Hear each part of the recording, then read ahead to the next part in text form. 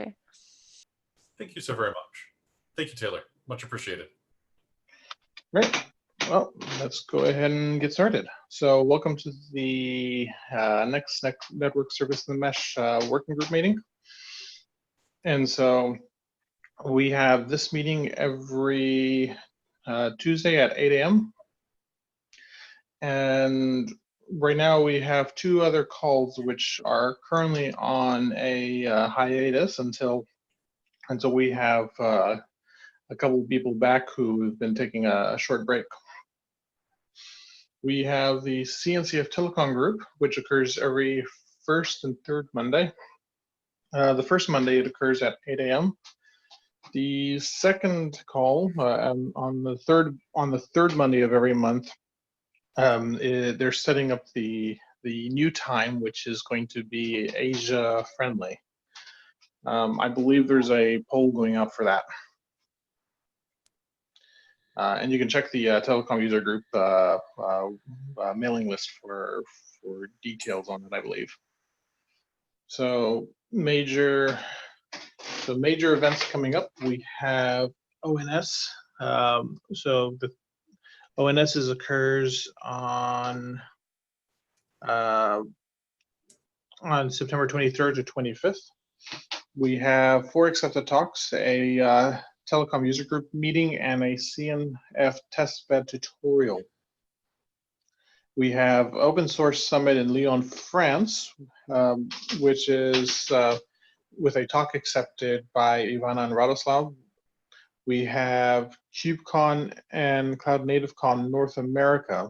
We are still waiting to hear the results of the call for proposals, but we do have an NSMCon. And we have a call for paper or call for proposals, and that are currently open. And we also, which will close on September 13th. We also have on December 12th through 13th, there was a Kubernetes forum in Seoul. So in Seoul and in Sydney. So the call for proposals will close on September 6th. Does anyone have any more details on that? I haven't heard. That's the first I've heard of Kubernetes Forum. Yeah, I do not. It might be worth seeing if when we start holding the Asian meetings, if we have folks who'd be interested. Well, I guess that's really tight in time for folks in the Asia meeting who are coming in new to the community. But I would love to see us have greater presence at such events. Yeah, what's interesting is it's in Seoul and Sydney, so it looks like there's 2 locations for this particular event. So we'll see if we can find some more information soon on this and talk about it next week. And with that, we have the social media community team. Do we have Lucina on the call? Hi, yes. Wow, today's been fun. So I just noticed that the Mess of Meshes blog post has been shared over 145 times in the past 16 hours alone, and it's growing still as we speak on this call. So kudos to the authors of that blog post. I believe it was published by VMware open source team. So that's great, and I'm trying to like everyone. So hopefully that will expand the audience. I think I'm caught up as of like 5 minutes ago, so I'm sure there's a few more to like. That's good. Thank you. Yeah, that's awesome. I believe that counts as going viral. So congrats. We've gotten 14 more followers in the past week. Somehow there's still more folks to follow. So I followed over 50 more folks and tweeted and retweeted 20 times in the past week. Thanks to members of our community for capturing that we have reached our 1,000 commit mark. That was great to see in Slack, and I reposted that with permission and tagged the community member who called that out. That one has been a fun post. We've gotten a lot of retweets of that post as well.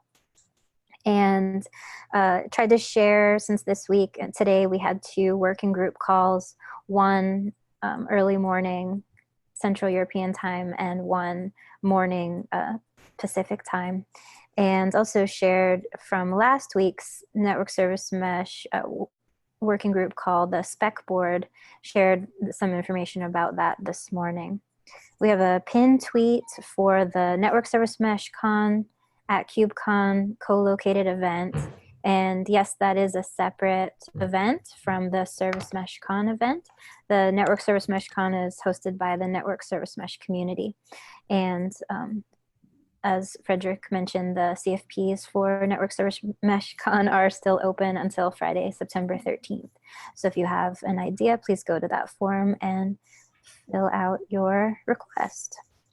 This week, I'll continue announcing any events coming up for Open Networking Summit in Europe, Open Source Summit in Europe, KubeCon, Network Service Mesh Con, and I'll continue liking and retweeting all of these mess of meshes, blog shares, and if there's anything else you'd like to see or share on our Twitter page, please let me know.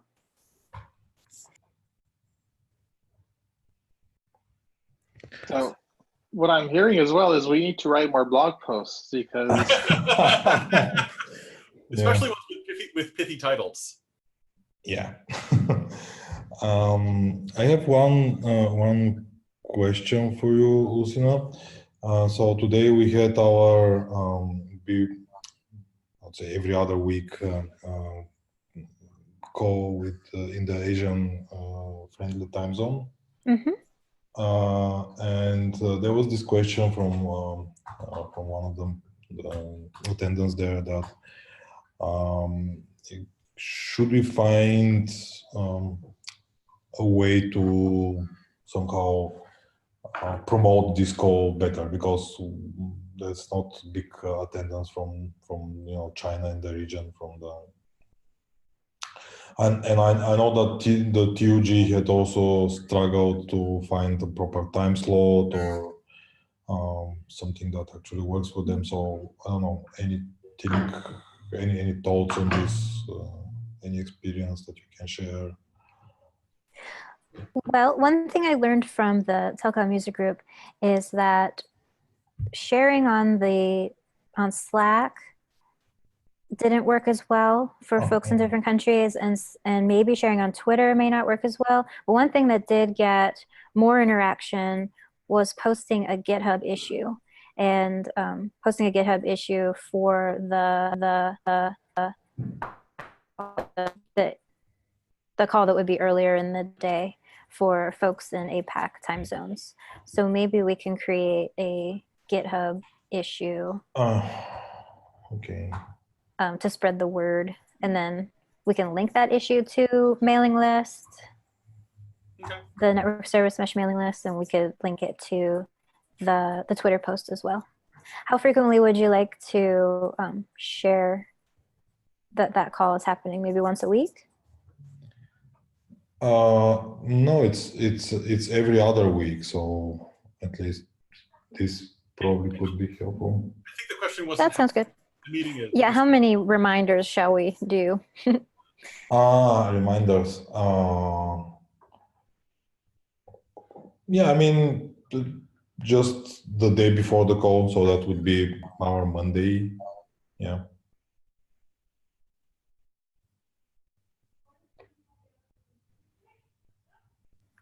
Very good. That would be awesome. Thank you. You're welcome. And just to confirm, the next date for that call is 2 weeks from today? Yeah, that would be September something. Perfect.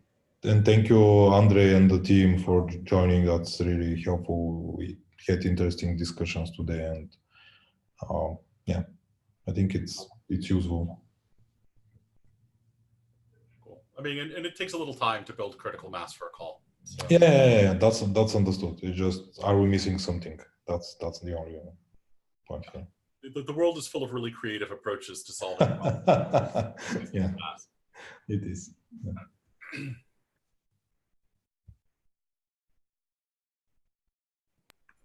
Thank you so much. I believe that concludes my update. Great, thank you very much.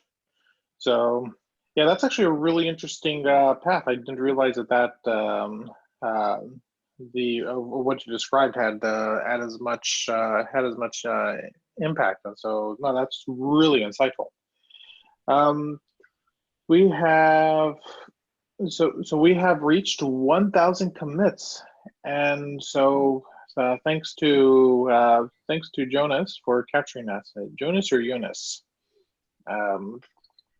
Let's see. We have NSM now has GitHub Actions available, so start thinking about the type of actions that you would like to see, we should probably start making a couple proposals on this. I think GitHub Actions is going to be one of those things that will really help supercharge our some of our workflows. Okay. And that's interesting. we've been waiting a long time for them to finally make it available. One of the interesting questions actually is to what degree can we replace Circle C with GitHub Actions? And I really don't know. Exactly. Circle C, particularly the last 24 hours, as you see down below, has been flaky, to say the least. Okay. So we have we also have the NSM conference. We now have a sponsorship prospectus available. Can you go ahead and open that up? So it is also on the events website. So it just says become a sponsor link right next to register.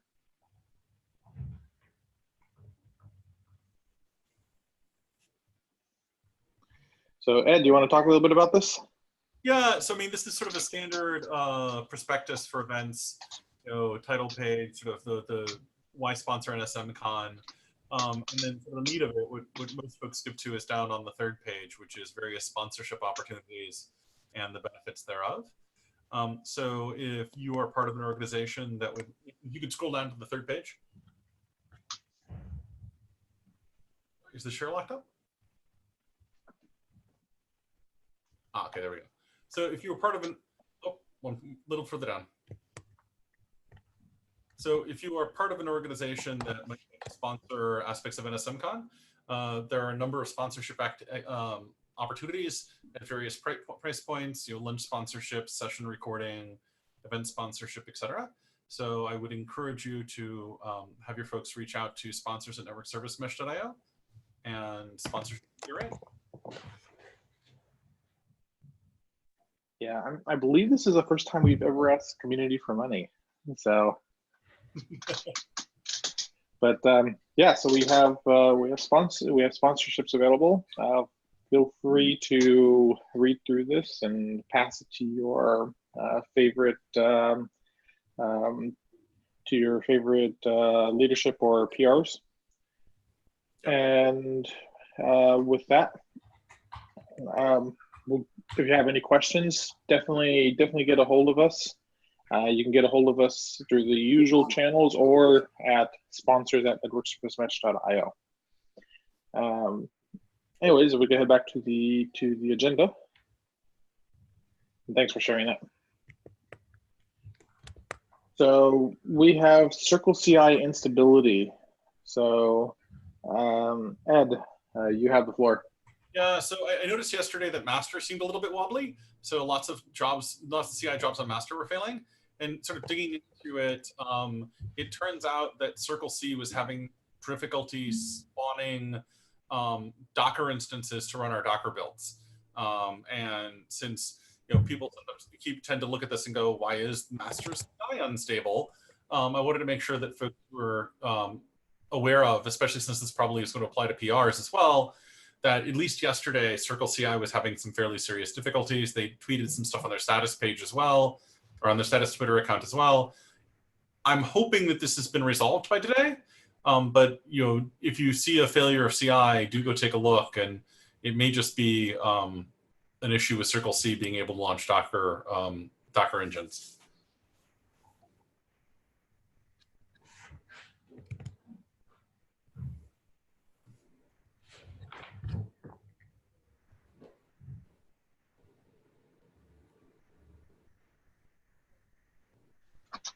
So has that leakiness continued on today, or have they resolved their issues? I'm not sure because I've mostly been chasing master, and master, I think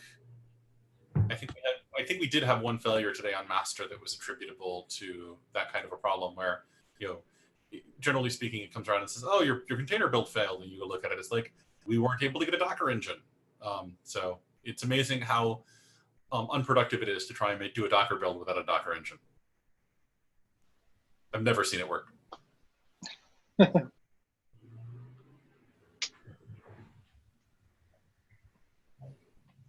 Cool. So shall we jump into the things that are in process? Awesome. Yeah. So this is just sort of trying to go through and grab some things that are in process. I'd actually encourage folks to also add some of these things themselves to this list as we go forward in the weeks, because I may or may not catch everything that goes by.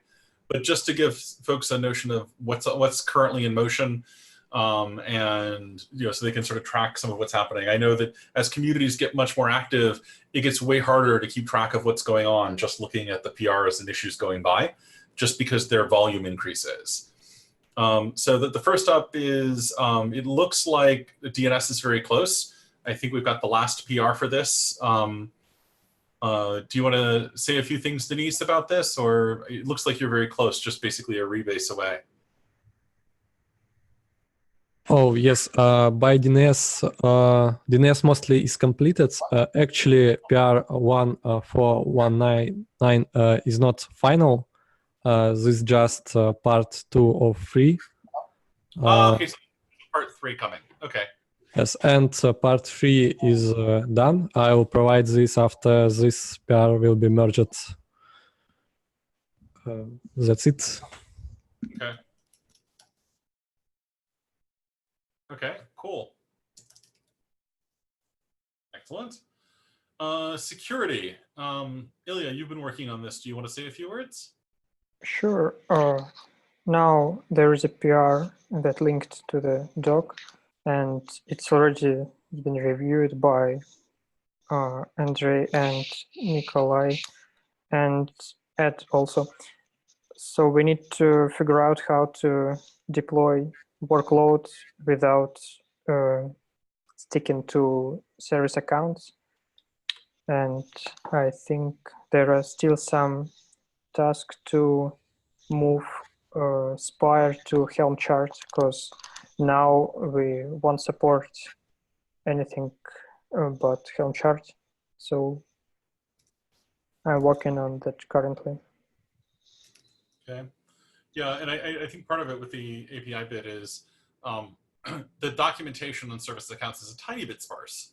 And it looks like you're supposed to use a token for the service account when deploying them versus specifying them in the pod spec, but it's not super clear on the docs. So we're still trying to chase that down as a question of what's the proper behavior. Because Spire tends to piggyback its notion of identity based upon Kubernetes service accounts and some other data. Cool. And then upcoming, I think we've got some work to do to adapt to the interdomain work that's coming in. And then probably look at using Open Policy Agent for authorization. So Spire and Spiffy give you authenticatable identities. The idea would be to use OPA so that the network surface mesh can we can handle delegation of authorization decisions to the service mesh, and then the service mesh delegates those to OPA. Because lots of the world is using OPA for authorization policy, might as well get with the predominant bandwagon. Cool. Interdomain. Artem, do you want to say a few words there?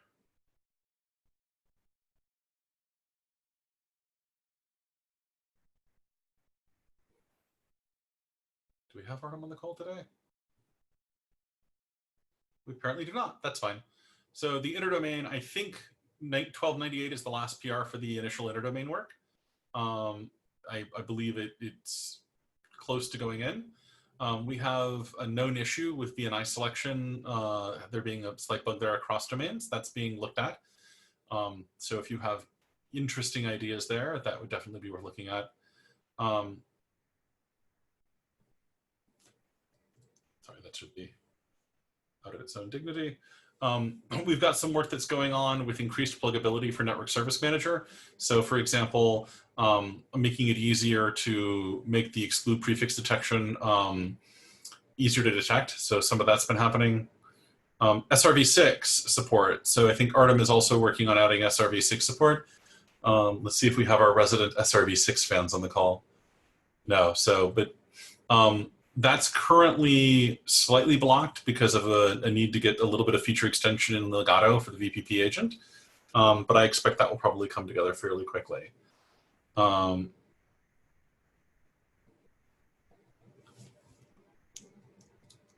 So there's a desire to move the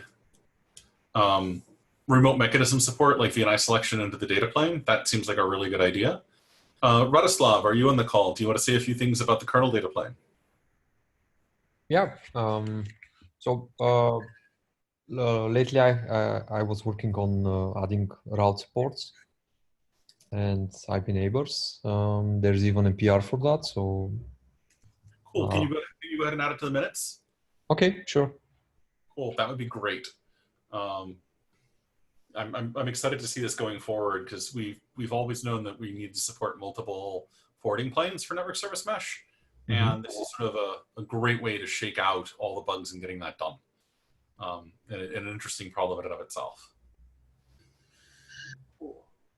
So there's also some work going on with refactoring to simplify. So there is some SDK evolution work that's been going on, and effectively this is making it easier to write little fragments of network service endpoints and compose them together into a chain. And as a side effect of this, we're getting essentially internal traceability, meaning that you can see when you look at a Jaeger trace, not just the gRPC call came into the network service endpoint, but you can see that tracing through the chain inside the network service endpoint, including how long each piece took and the logs of what it did. So you can see the full thing in context instead of having to go log diving, because log diving is hard. The more distributed systems get, the harder it gets. We've also got an issue out for chaining refactoring of Network Service Manager to look at breaking Network Service Manager also up into chains in a similar way. The hope being Network Service Manager is kind of big right now and a little bit complex, and the hope is to break it into a chain of much simpler pieces so that it's possible to say, hey, you want to go do this? Oh yeah, do like a small sort of fragment of the service here. It uses the same API as the gRPC call and insert that into the chain and you should be good. It also should make it much easier for other people to write network service managers in other environments that differ, because they can take off the shelf sort of the SOC pieces of a network service manager and compose them together in chains for themselves. Do folks have any questions on on that?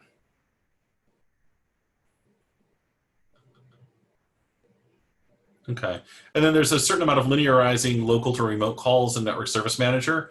And this is, again, trying to simplify Network Service Manager. And as a side effect, it should make it trivially easy to do. I don't know, how many folks remember talking about the create proxy network service managers that could dynamically create network service endpoints for you when someone requests a network service, and potentially also create them on a particular node where the client is? Do folks remember those discussions from a few months back? I certainly do. Yeah, it was one of the exciting possibilities we talked about at KubeCon last year, and this refactor should, I think, make that trivial to do. Anything else that folks want to make sure is included here? I know, Ivana, you've been doing some work on metrics. Do you have something you want to share here about that? Yes, last week I had pretty good progress with mapping metrics with the cross-connect data. I'm now trying to resolve another problem I hit, that the statistics are on the cross-connect monitor are actually empty and there are no statistics received. So I'm currently testing, investigating, trying to resolve this. Otherwise, if it's fixed, I think it's in a pretty good stage. Yeah. Fantastic. So if you could please feel free to add whatever you have in terms of PRs or issues here, because that way we can sort of float them up when we come back next week and see the great progress you've made. Okay. Cool. And then I just wanted to sort of briefly call people's attention to the Spec Board. We've got a lot of interesting things out there as specs where people have sort of written stuff for conversation with the community about, you know, stuff that we think we may want to do going forward. Specs are, of course, not required to submit PRs. That would be too much formalism, but they're often a really good way of collaborating with other people in the community to sort of figure out what it is that you're suggesting. And so we've got a bunch of them around, you know, getting rid of device plugins. I think some of the work Yvonne's doing is related to her semi-interaction spec. We've got some things where people are looking at non-round robin selection rules to bring a little network awareness to selecting candidates for network service endpoints. I know that Matthew has been working on ingress gateway work as well.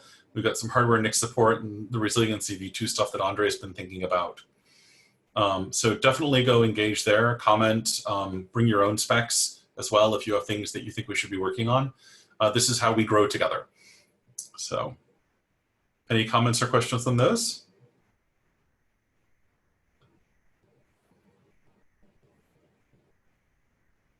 Then I'm going to yield back to Frederick. Cool. So yeah, and just a note, so I completely agree with that as well. So don't think you need a spec to contribute. If you have something and you understand how something should be changed, you know, or you've had discussions with us or so on, like feel free to just send the pull request. So a spec is just a tool that we have in our toolbox in order to help foster communication, but it's not something that is absolutely necessary for every commit. So, or for any commit, to be honest. A good rule of thumb is this helping me? If it's helping you, then do it. If it's not helping you, then it's just don't. You know. Exactly. So we have the NSM 0.2 released. Do you want to discuss that, Nikolai?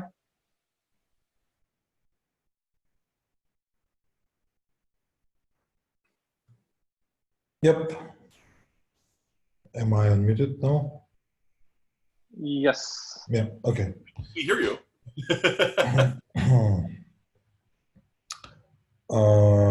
So let me just open the page here. I don't know if what was discussed last week because I was not attending, but essentially 0.1 was released like 10 days ago maybe already, at least my initial feeling while I was releasing it, preparing images, testing locally, etc., was that it's actually a very solid for what it's meant to do. Like all the examples there, everything was flawlessly working, and I'm pretty much proud of it for what we were able to achieve. Although we released it kind of later than whatever we wanted to do. Actually, with this release is kind of a big milestone for us as a project. And you know, when you do these things, you kind of look back and try to figure out what you did, what happened meanwhile, etc. And I was just talking today here locally that when I joined in October, NSM was running on a single host, and today we are striving to make it work on multi-clusters, right? So it's a long way for the last month. So definitely the next steps would be for 0.2. I particularly don't have any special list on things that I would want to see there. I think that everything that we have in the queue already is good. We have discussed some things internally and trying to figure out what actually would be next. from what I can tell, it's something that we are going to go for, like 0.2 is we're going to go for KubeCon North America to have it released. I hope it will go smoother. I mean, once we made the hardest, the first one. So yeah, maybe we need to try to figure out the B name, right? Just to keep consistent. We have time, thankfully, to figure a few things out. So yeah, I'm joking. It's good to start talking about it now, because that gives us things to figure out, like, what do we want to do about naming? When do we want to do what steps? And yeah, the NSM 0.1 release, the first releases are always amusing because you have to figure out the mechanics for the first time. So.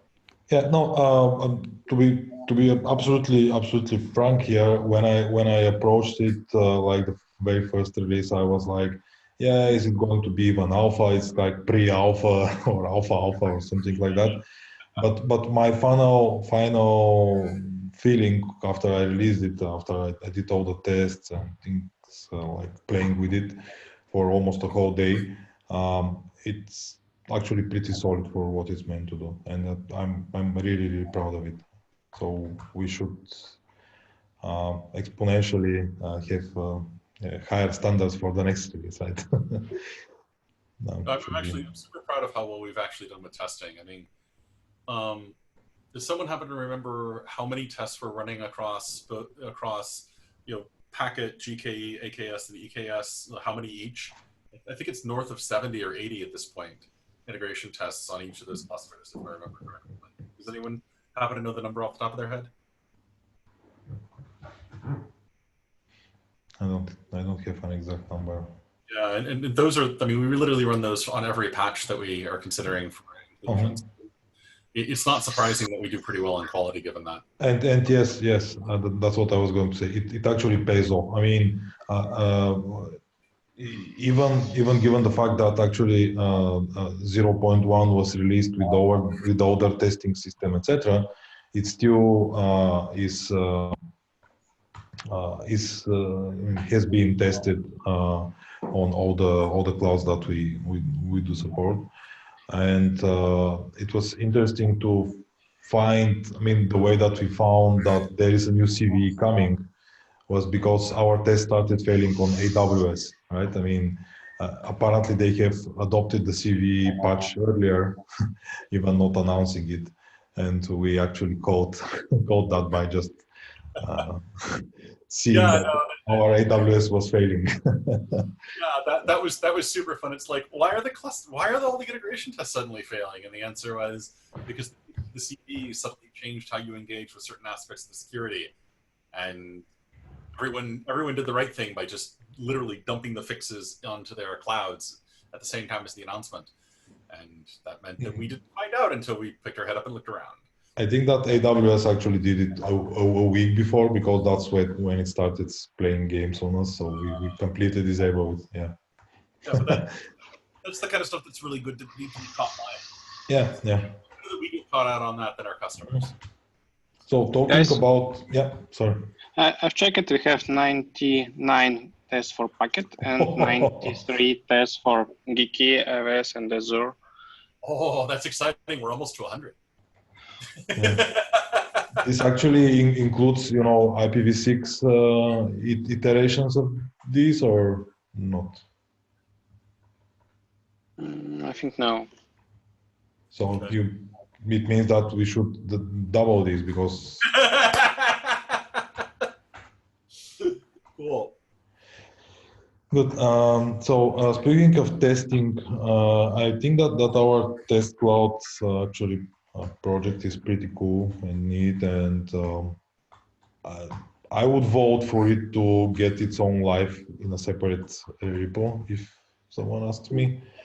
I don't know if this is the time to talk about it, but essentially, I'm sure that there are a lot of other projects that can take. I mean, I think that is pretty much advanced thing, and we probably should talk about it in a separate talk, like have someone talk about it and explain And either that this would be an Andre, of course. It might be helpful because it is really nice. I mean, there's a huge amount of peace of mind going. Yeah. I'm not sure that there is any other free open source solution that can do this. I'm not sure it's possible. Not that I'm aware of. Otherwise, we would have just taken it off the shelf. Yeah. Exactly. You know, and it's particularly useful because you do run into things like what we had with the security that we had to address, and there are little nits that are different between different public cloud implementations. And we're going to make sure that we work on all of them. So, cool. So, Frederick, next up. Sure. So we have Ilya. Do we have Ilya on the call? Yes, I'm here. Cool. Do you want to talk about considering moving vendoring of dependencies? Oh, yes, I think the topic deserves some discussion because the troubles that we have seen yesterday with CI, they were caused by GoMod downloading dependencies, and some servers weren't available. That's why we had some crashes. And also the time of the downloading all dependencies, it's about 2 minutes for every image that we build. So vendoring may help us, but I do have a question. Are we not seeing the Docker layer caching we're supposed to be getting from Circle CI then? they work in parallel, and what I've seen on CI that every image starts download from scratch all dependencies. So I believe you. I'm just the way I would expect that to work, or the way I believe that it would work. I think I originally set up the layer caching, so it did at one point work this way. Was effectively the layer caching would come in, and for most things, because your Go mod hasn't changed most of the time, you would pick it up from the layer cache that had been run for previous examples. So even though you're running in parallel, you don't win every time, but since you don't change mods very often, you find yourself in a situation where you usually win. Now, if we're not usually winning and finding this in the layer cache, that's distressing and unfortunate. But it sounds like we're not. I mean, you push a lot of code, so you probably see quite a lot of this then. But it's not clear for me how cache will work in that case, because so the way it works is that the way Circle CI layer caching works, is that when a build comes up, it associates it with a cache. And so the builds come up, and so caches get associated with them, but they're not shared caches, right? Every build gets associated with a cache. So you go through, you run, let's say you make a Go mod change, you run through, each of these builds gets associated a cache, and then later it will go through and associate the cache with the build again, or at least a copy of the cache again. So the second time through, you should get lucky, and you should wind up with a cache for that build that already has the layers for your download of the Go mods. If that's not happening, then there's something going wrong with the caching. So you mean in scope of one pull request, if you, for example, create the third commit, yeah, then you will get profit from cache layer. You create, it should be the case that usually, if you've not changed Go mods, you get assigned a cache that already has the Go mod, and it's not changing often, that you get assigned a cache that already has the Go mods you're looking for, and so it shouldn't download them. Now, again, I don't know that Circle CI's caching is working properly. They have been having a challenging little while. But I mean, there's a trade-off here in terms of CI time. I know it also is slightly fragile because Go mod downloads are not always as reliable as everyone would like. And so that is a problem. I mean, getting rid of vendoring was lovely, but at some point, build times and build stability becomes so important that you got to take action. So. Okay, I just checked master builds. So on master, I think every build starts download from scratch. That's why probably I had some wrong information. Well, no, not necessarily wrong information. Like, please note, everything I'm expressing is the way things are supposed to work. It doesn't necessarily mean that's the way it is working. So I guess we need to try and figure out whether or not we're actually not getting the correct behavior, or if there's a reason why.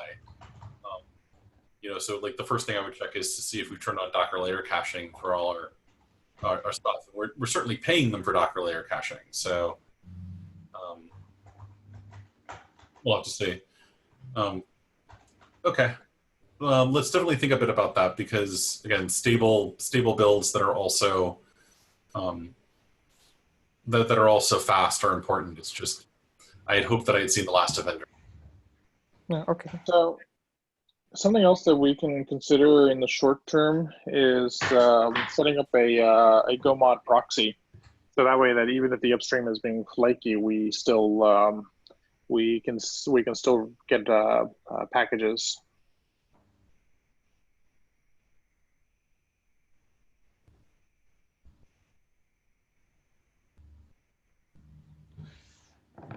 That's probably something else to look at.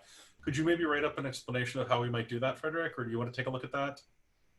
Yeah, I can. I'll write up something first, since it's relatively simple, and I'll post it onto the Specs Board, and I'll if no one else can get to it, then I'll get to it in a couple of days. Okay.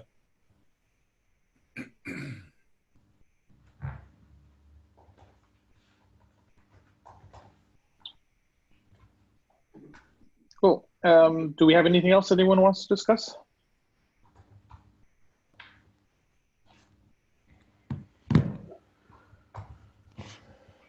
Okay, well, with that, I apologize, Nikolai. I forgot to mention on Tuesday or every other Tuesday we have the Asia call, and so can you state the time for that as well, for people to be aware? Yep, I think it was, yeah, I will.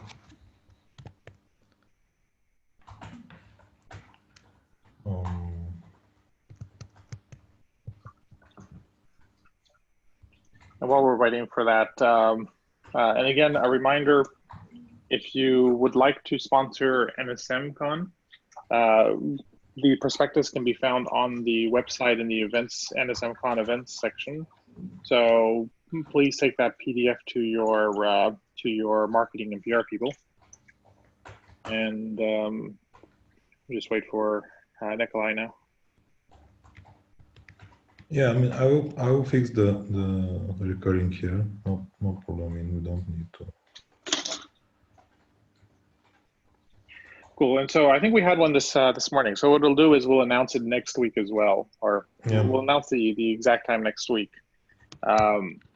And so with that, thank you everyone for attending, and we will see you all again next week, same time. Have a good night. Cheers. Bye. Okay, bye. Bye-bye.